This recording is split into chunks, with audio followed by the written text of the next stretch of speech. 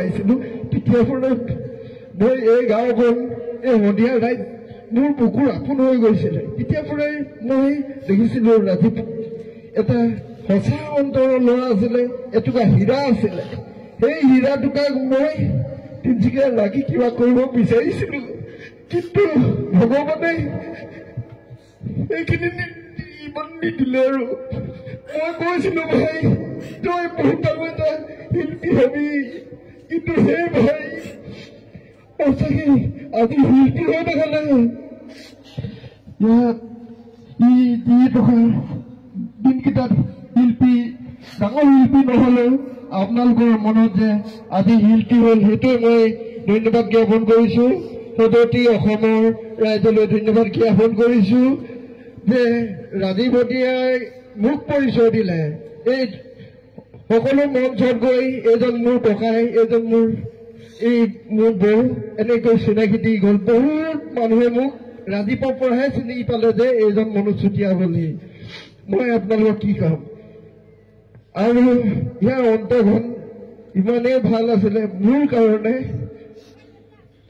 সদায় মোৰ ল'ৰাটো যোৱাৰ পিছত দ্বিতীয় মোৰ ঘৰলৈ আহি ক'ব লয় বিহুৰ দিনত মোক বিহু গাই হুঁচৰি গাই মোৰ ঘৰখনত ফূৰ্তি কৰি থাকে আজি কিন্তু ৰাজীৱ ভটিয়াত নাই মোৰ ঘৰখনত কোনে ফূৰ্তি কৰিব কোনে বিহু গাব সেইটো নাই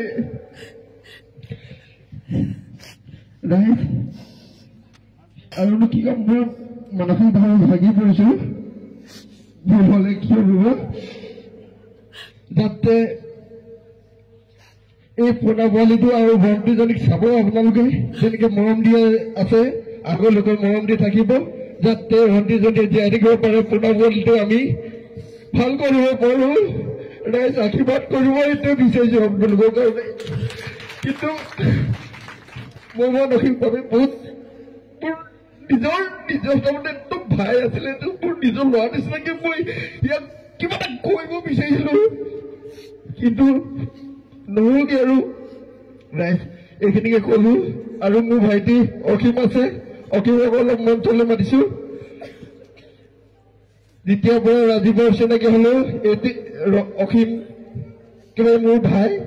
অসীমক মঞ্চত বিচাৰিছোঁ অসীম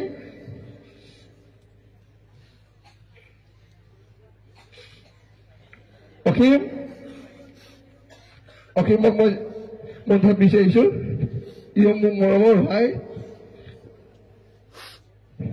একো দুআষাৰ ক'ব গৈছোঁ মই মাইক্ৰফোনটো আগবঢ়াই দিছোঁ